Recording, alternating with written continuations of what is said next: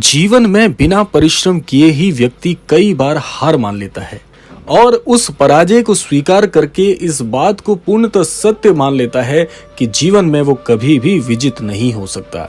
लेकिन दूसरी ओर यदि कोई व्यक्ति जीवन में बार बार असफल हो रहा है लेकिन परिश्रम उसका बहुत ही घोर है, तो ऐसा व्यक्ति जीवन में एक बार महाराज जी को ये अर्जी लगा दे कि हे महाराज जी, मैं जीवन में पराजय को स्वीकार नहीं कर सकता, मैं जीवन में विजयी होना चाहता हूं और मैं साथ साथ अपने घोर परिश्रम का आपसे वादा करता हूं। तो ऐसे व्यक्ति को महाराज जी सृष्टि के खिलाफ होकर भी विजयी बनाते हैं।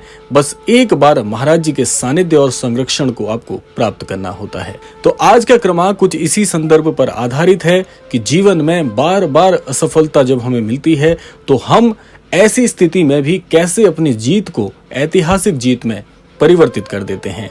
इसीलिए क्रमांक को प्रारंभ करने से पहले मैं हमारे सभी अनन्य दर्शकों से, सभी श्रोतागणों से आग्रह करना चाहता हूं कि क्रमांक को पूर्ण अवश्य सुनिएगा ताकि आपको संपूर्ण जानकारी प्राप्त हो सके। आज के इस युग में व्यक्ति बहुत ही हारा हुआ अनुभव करता है।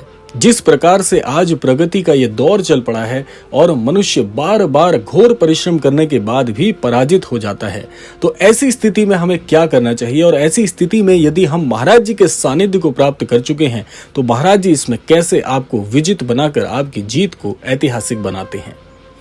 कई बार ऐसा होता है कि जब हम बहुत ज्यादा परिश्रम करते हैं और इस परिश्रम की कोई सीमा नहीं होती, लेकिन उसके बावजूद भी जब बार बार हम असफल हो जाते हैं तो मन बहुत ही खिन्न हो जाता है, मन बहुत ही उदास हो जाता है और कई मायने में बहुत से अनन्य भक्त हैं जो ईश्वर को मानते हैं, ईश्वर के प्रति आस्थावान हैं, वो ईश्वर पर से भी अपनी आस्था को छोड़ देते हैं। क्या आप जानते हैं कि ये जीवन की सबसे बड़ी भूल है? क्योंकि आप ये मानिए कि जब कोई व्यक्ति जीवन में परिश्रम नहीं कर रहा और उस कम परिश्रम से या परिश्रम ना करने की स्थिति में भी जीत की अपेक्षा रखता है, तो ऐसा व्यक्ति मूर्खता की श्रेणी में आता है। और ये स्वाभाविक भी है कि बिना परिश्रम के आप जीवन में कुछ कर ही नहीं सकते, क्योंकि इस कलयुग को कर्म प्रधान बताया गया है। जो व्यक्ति कर्मठ होंगे, कर्म को प्रधान मानेंगे, ऐसे व्यक्ति की जीत अवश्य होगी।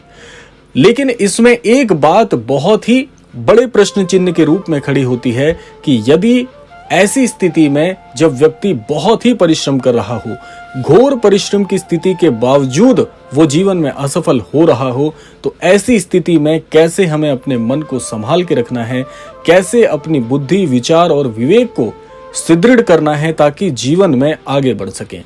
सबसे पहले बात कर लेते हैं कि यदि आप महाराज जी के सानिध्य को प्राप्त कर चुके हैं, अर्थात महाराज जी की शरणागत हैं और आपके साथ बार बार ऐसा हो रहा है कि जिस भी काम में आप हाथ डालते हैं उस कार्य में जैसे असफलता की मोहर लग जाती है, कोई भी कार्य करते हैं वो कार्य असफल हो जाता है, तो ऐसी स्थिति में हमें क्या मन में विचार रखना चाहिए, महाराज जी कैसे हमें प्रेरणा देते हैं, महाराज जी की वो कौन सी सीख है जो इस समय हमारे सबसे ज्यादा काम आ सकती है। महाराज जी एक बात कहते हैं कि व्यक्ति को हर स्थिति में, हर परिस्थिति में आस्थावान बने रहना चाहिए। ईश्वर से, अपने इष्ट से, अपने आराध्य देव से कभी भी विमुख नहीं होना चाहिए। और ये मनुष्य की स्वाभाविक सी प्रवृत्ति है कि यदि जीवन में सब कुछ अच्छा चल रहा है, जीवन में सब कुछ समय समय पर हमें मिल जा रहा है, तो हम आस्थावान भी रहेंगे, प्रसन्न भी रहेंगे और जीवन में हर एक कार्य को बहुत ही अच्छे स्वरूप से करेंगे। ठीक इसी के विपरीत क्या होता है कि मनुष्य की प्रवृत्ति बिल्कुल ही विफल हो जाती है। जैसे मान लीजिए आप अपने किसी आराध्य पर बहुत भरोसा करते हैं, बहुत ही अद्भुत तरीके से उन पर आपकी श्रद्धा बनी हुई है, लेकिन आप श्रद्धावान होते हुए भी जब जीवन में विफल हो जाते हैं तो आप अपने जीवन में उन इष्ट का भी हाथ छोड़ देते हैं और जीवन में फिर बहुत ही उदास रहने लग जाते हैं। ऐसी स्थिति में आपको महाराज जी की सीख बड़े अच्छे तरीके से प्रयोग में लानी चाहिए। महाराज जी कहते हैं कि जीवन में जो भी स्थिति चल रही हो, स्थितियां दो तरह की होती हैं, प्रतिकूल और अनुकूल। प्रतिकूल स्थिति में जब कुछ भी ठीक नहीं चल रहा होता, हमें उस समय भी अपनी आस्था को और भी ज्यादा मजबूत करने की आवश्यकता है। और अनुकूल समय वो होता है जब सब कुछ जीवन में ठीक चल रहा होता है तो हमारा विश्वास भी ईश्वर के ऊपर बहुत ज्यादा होता है। लेकिन महाराज जी यहाँ पर यह समझाना चाहते हैं कि जब आपके जीवन में प्रतिकूल स्थितियां बन रही हों, जब जीवन में हार के बाद हार आ रही हो, यही वो समय होता है जब सबसे ज्यादा ईश्वर की उस भक्ति को, ईश्वर के उस अद्भुत अमोघ आशीर्वाद को प्राप्त करने का सबसे सटीक समय होता है, और यहीं पर हम भूल करते हैं। इस समय ईश्वर आपसे ये चाहते हैं कि यदि आप घोर परिश्रम कर रहे हैं, घोर परिश्रम का आशय यह है कि आप अपने कार्य क्षेत्र में जो भी कार्य की जिम्मेदारी आपको दी गई है उस कार्य को बड़ी ही सुचारू तरीके से निभा रहे हैं, पूरी ईमानदारी, पूरी श्रद्धा के साथ अपने कार्य को कर रहे हैं, लेकिन फिर भी असफलता आपको मिल रही है, तो यहाँ पर यह आपकी चूक हो ही नहीं सकती, क्योंकि परिश्रम का एक ही नियम है कि जो भी कार्य आप पूरी ईमानदारी से करेंगे, कोई शक्ति आपको उस कार्य में पराजित कर ही नहीं सकती। लेकिन एक प्रश्न यहाँ पर यह भी उठता है कि इस समय मैं क्यों नाकामयाब हो रहा हूँ, ईश्वर क्या चाहते हैं, हमारे गुरुजनों का आशीर्वाद यहाँ पर काम क्यों नहीं कर रहा। अब देखिए, इस प्रश्न को, इस बात को आप रेखांकित कर लीजिएगा, क्योंकि इसका प्रत्युत्तर यदि आप एक बार समझ गए तो आप जीवन के इस बहुत ही निराले खेल को भी समझ जाएंगे। यहाँ पर हमें एक विश्वास को बहुत ही मजबूत करने की आवश्यकता है। वो विश्वास क्या है? यहाँ पर आपकी मनोदशा इस प्रकार से होनी चाहिए, यहाँ पर आपको इस प्रकार से सोचना चाहिए कि जब कठिन समय में भी पूरी ईमानदारी के साथ मैं अपने कार्य को करके सक्षम नहीं बन पा रहा हूँ, उस कार्य को पूरा नहीं कर पा रहा हूँ, असफल हो रहा हूँ, तो ईश्वर मुझसे कुछ और बड़ी अपेक्षा रखते हैं। क्योंकि इस कार्य को सुचारू तरीके से करने के बाद जो सफलता मुझे मिलनी चाहिए थी, जो कि इस समय नहीं मिल रही है, इसका सीधा सा अर्थ है कि ईश्वर आपसे कुछ बहुत ही बड़ी चीज चाहते हैं। वो आप पर भरोसा करते हैं कि आपको जो अपने कार्य के परिश्रम से मिल रहा है, इससे कई गुना ज्यादा आप अपने जीवन में प्राप्त कर सकते हैं। और ईश्वर आपकी योग्यता पर यहाँ पर शक नहीं कर रहे, ईश्वर आपकी योग्यता पर बिल्कुल भी उंगली नहीं उठा रहे। ईश्वर तो चाहते हैं कि आपकी योग्यता और ज्यादा बढ़े, आपका ईश्वर पर विश्वास आपको और घनिष्ठ करना चाहिए। क्योंकि एक नियम है कि जब आप किसी के बहुत ही प्रेम सानिध्य को प्राप्त करना चाहते हैं, तो सबसे पहले आपको ये ज्ञात होना चाहिए कि यदि ऐसा व्यक्ति आपके जीवन में ना हो तो उसकी कीमत क्या है। इसीलिए ईश्वर चाहते हैं कि आप अपने जीवन में जो परिश्रम कर रहे हैं, उस परिश्रम के साथ साथ आपकी आस्था और ज्यादा बढ़नी चाहिए। तो आप जीवन में जिस असफलता के चलते आज परेशान हो रहे हैं, यही असफलता एक दिन एक ऐसी ऐतिहासिक सफलता बन के आपके जीवन पर आएगी जो कि आपने कभी पहले सोचा ही नहीं होगा।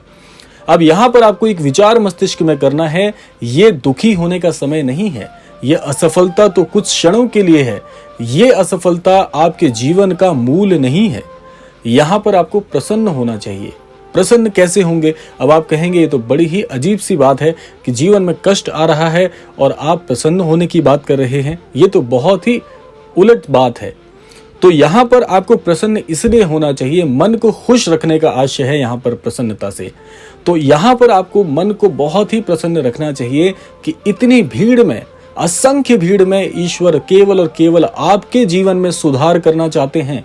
ईश्वर की नजरें आपके जीवन पर टिकी हुई हैं, नहीं तो ना जाने इतने असंख्य भीड़ में कौन किसे ठीक कर रहा है। लेकिन आप सोचिए कि आपकी जो जीवन की पूरी स्थिति है, ईश्वर उससे पूरी तरह से अवगत हैं। महाराज जी ये जानते हैं कि आपके जीवन में क्या चल रहा है, लेकिन फिर भी महाराज जी चाहते हैं कि आपके जीवन को और ज्यादा विशिष्ट बनाया जाए, क्योंकि सिखाया उसे ही जाता है जो कि सीखना चाहता है।